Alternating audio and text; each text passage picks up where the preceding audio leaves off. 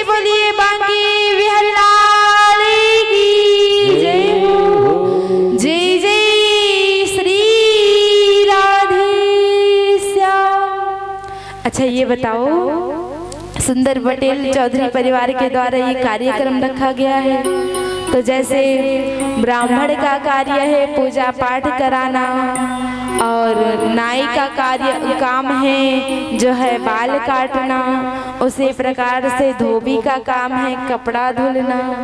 और इस संसार में सबके कार्य को भगवान तो नहीं, भगवान ने भी कुछ कार्य प्रदान किए हैं, लेकिन कुछ कार्य हम सब अपने मन से बनाते हैं। और तो और यादव जी लोग का कार्य है कि गैया की सेवा करना, गैया की सेवा करना।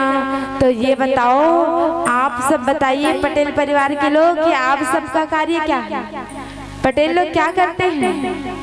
सब्जी लगाते हैं, सब्जी उगाते हैं ना, और सब्जी बेचने का कार्य करते हैं। करते हो ना? भले ही एक दूसरे अलग अलग कार्य में लग जाते हैं, भले ही देखो इतने सारे संसार में ब्राह्मण हैं, क्या सभी ब्राह्मण पूजा पाठ करते हैं? नहीं करते हैं। इतने सारे संसार में ना जाने कितने यादव हैं, सब लोग जो है गैया चराते हैं? नहीं चराते हैं। कितने सारे पटेल हैं, कितने सारे संसार में ना जाने पटेल निवास करते हैं, लेकिन क्या सब सब्जी उगाते हैं, सब सब्जी बेचते हैं? नहीं ना। लेकिन उनका एक धर्म है कि पटेल लोग ही सब्जी उगाते हैं और उनका ही कार्य है सब्जी बेचना। और अच्छा ये बताओ, आप सबका इष्ट देवी कौन है? माँ साकंबरी। कैसे आवाज नहीं आती मैया हो? एक जन हमार बुआ जी है चिल्लात है साकंबरी मैया, साकंबरी मैया की के।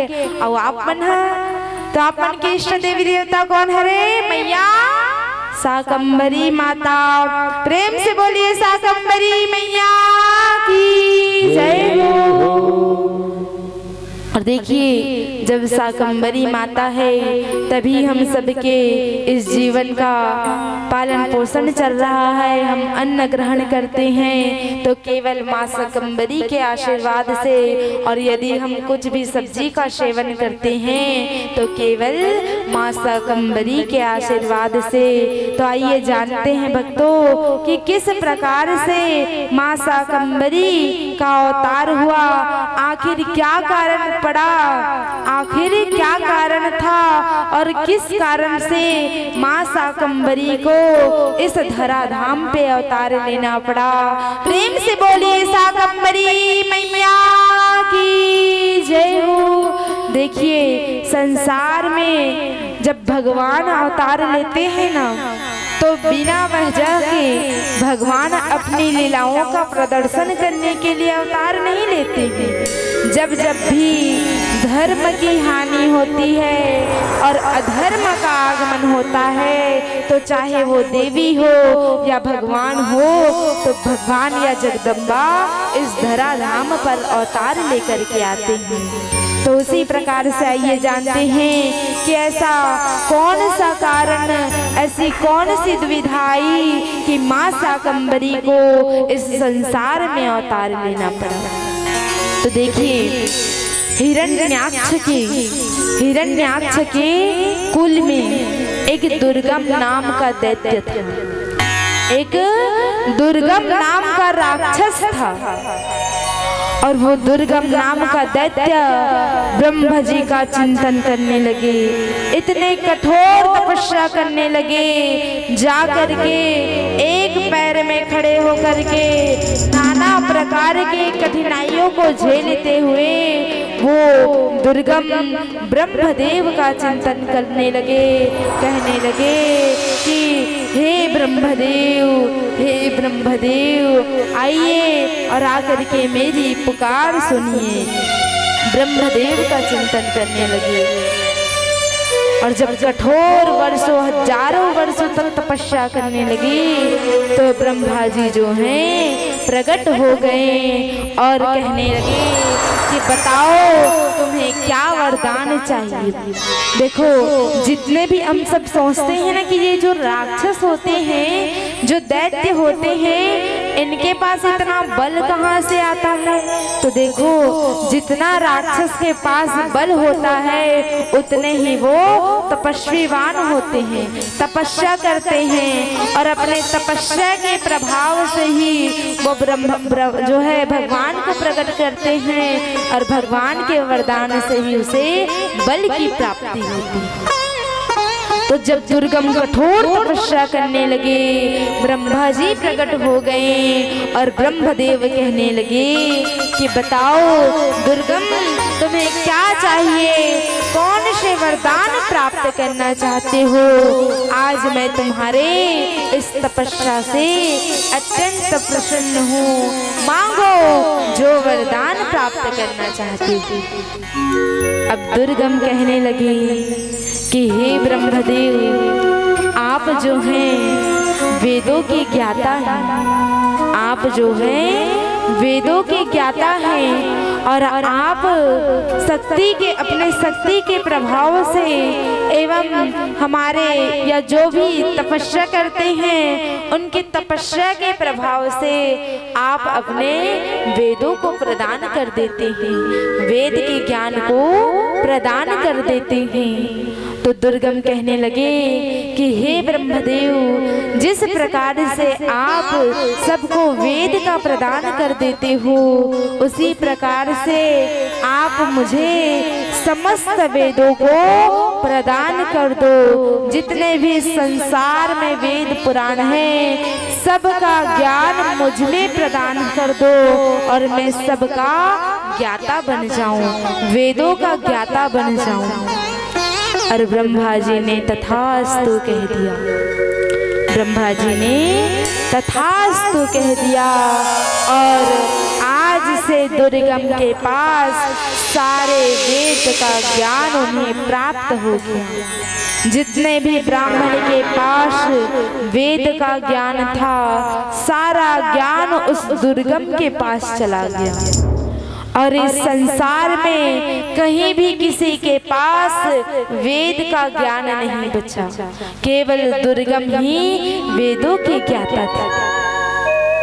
और जब वो वेदों के ज्ञाता थे, अब इस संसार में वेद पुराण ही नहीं रहेंगे, धर्म ही नहीं रहेंगे, तो सब जो है अधर्म की ओर चलने लग जाते हैं।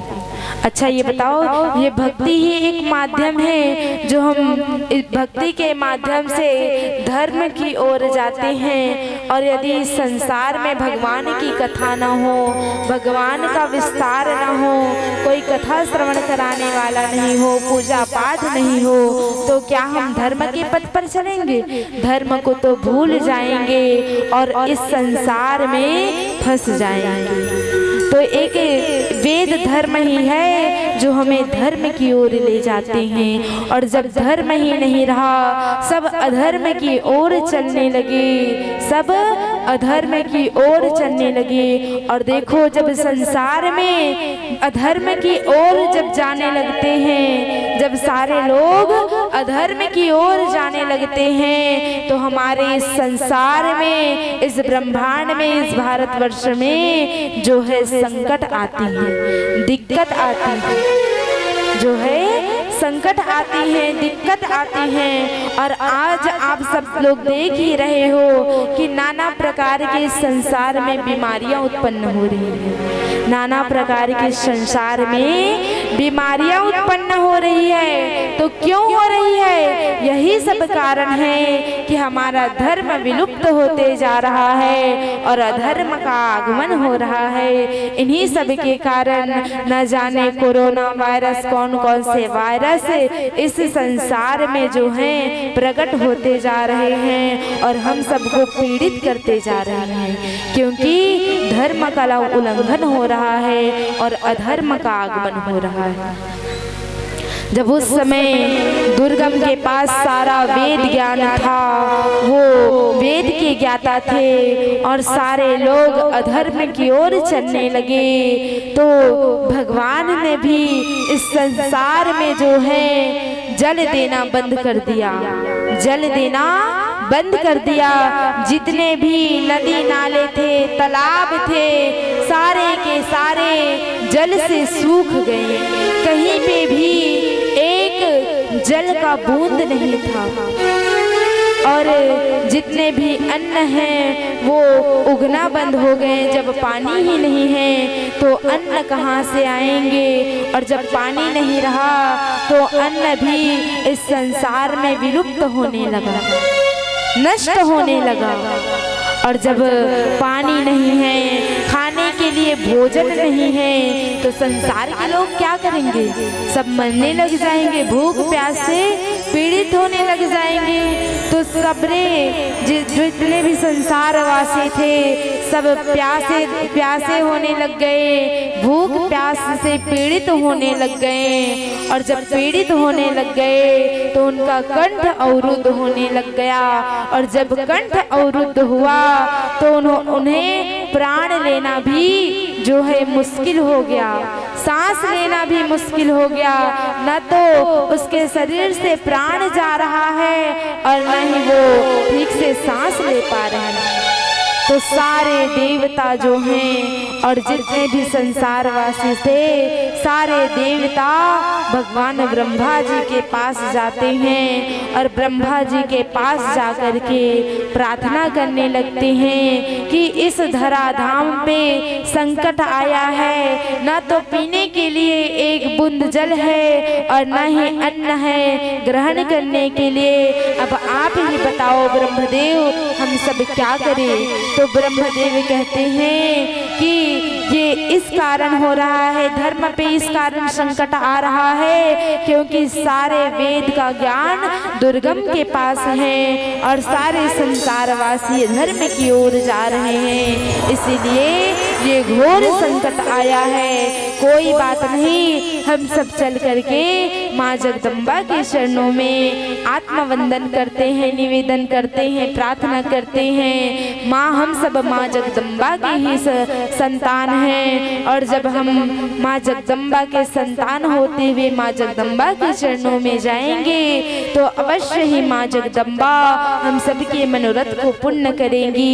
और सारे देवता मिलकर के माँ जगदम्बा के माँ पार्वती के शरण में चले जाते हैं और माँ पार्वती के शरण में जाकर के विनती करते हैं कि हे देवी कुछ तो करो, इस संसार में धर्म संकट आया है, हमें आप इस संकट से उबारो। जब इस प्रकार से देवता जब आत्मनिवेदन करने लगे, वंदन करने लगे, तब मैया जो है माँ जगदम्बा के आंखों से अश्रुपात होने लगे। माँ जगदम्बा के केवल आंखों से ही नहीं, उनके शरीर में ना जाने कितने नेत्र हैं और माँ जगदम्बा के एक एक रोग से पूरे संपूर्ण शरीर से अश्रु प्रवाहित होने लगे, आंसू की धारा प्रवाहित होने लगी और वही आंसू की धारा इस संसार में पुनः जो है जल का संचार करती हैं और उसी आंसू के कारण इस संसार में पुनः जल का आगमन होता है। पूरा संसार जो है जल से निमग्न हो जाता है। प्रेम से बोलिए आदि जगत जननी माँ जगदम्बा की जय हो। जय जय श्री राधे। माँ की आंखों से नेत्रों से आंसू प्रवाहित होने लगे और उसी आंसू से इस जल ये संसार पूरा जो है जल निमग्न हो गया। और जब जल निमग्न हो गया तो वहीं से वो माता पार्वती फल फूल के रूप में, साग सब्जी के रूप में प्रकट हुई और उसी देवी का नाम पड़ा माँ साताक्षी। और माँ साताक्षी को ही हम माँ शाकंभरी के नाम से जाने जाते हैं। और माँ शाकंभरी का आप यदि रूप देखोगे, जिस प्रकार से हम माँ काली का रूप देखते हैं, माँ काली का संपूर्ण शरीर जो है काले वर्ण के होते हैं, लंबी लंबी जीभ होती हैं, उसी प्रकार से माँ शाकंभरी का संपूर्ण शरीर जो है साग सब्जी से, फल फूलों से निर्मित हैं, इसीलिए उनका नाम पड़ा माँ शाकंभरी देवी। प्रेम से बोलिए माँ शाकंभरी देवी की जय हो। जय जय श्री राधे श्याम। और इन्हीं माँ शाकंभरी देवी की कृपा से हम सब सुंदर भोजन करते हैं और अपना जीवन यापन कर रहे हैं। आइए माँ शाकंभरी देवी का एक छोटा सा भजन लेते हैं और पुनः इस कथा मंदाकिनी में प्रवेश करते हैं। प्रेम से बोलिए बांके बिहारी लाल की जय हो।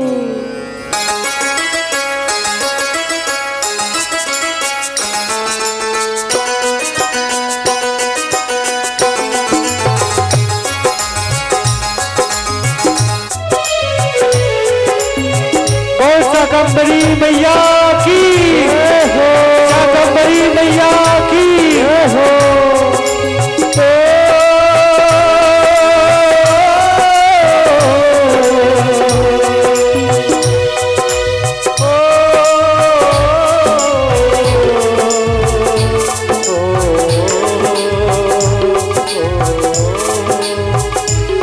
शाकंभर जननी माँ मेरे बिगड़ी बनाने आ जाओ। शाकंभर जननी माँ मेरी बिगड़ी बनाने आ जाओ। शाकंभर जननी माँ मेरी बिगड़ी बनाने आ जाओ। शाकंभर जननी माँ मेरी बिगड़ी बनाने आ जाओ। मेरा और सहारा कोई ना, मेरा और सहारा कोई ना,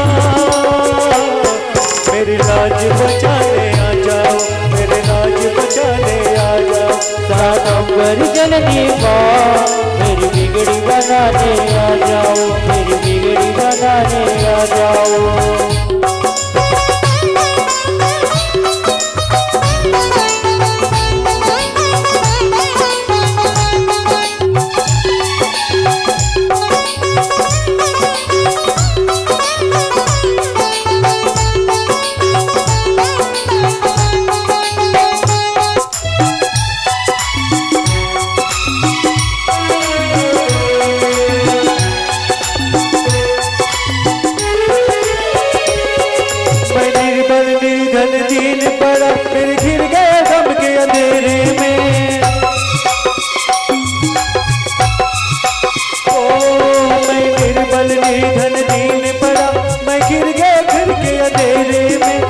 ज्योति रूपा मैं हरनी कहीं डूब न जाऊं अंधेरे में।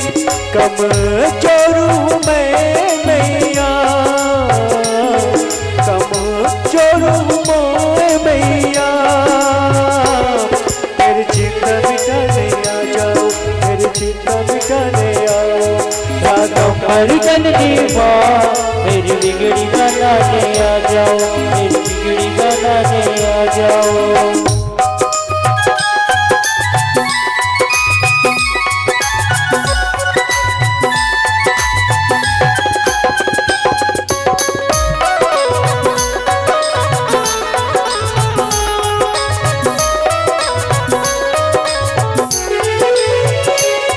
तेरे भरे हुए भंडार है माँ, ताज हूँ दाने दाने का। ओ तेरे भरे हुए भंडार है माँ, ताज हूँ दाने दाने का। तेरे होते हुए दिल कांप रहा, तेरे द्वार है इस दीवाने का। मेरे नाम भंवर में फंसी, मेरी नाव भंवर में फंसी। इसे पार लगाने आ जा, इसे पार लगाने आ जा। शाकंभर जननी माँ मेरी बिगड़ी बनाने आ जाओ। शाकंभर जननी माँ मेरी बिगड़ी बनाने आ जाओ। मेरा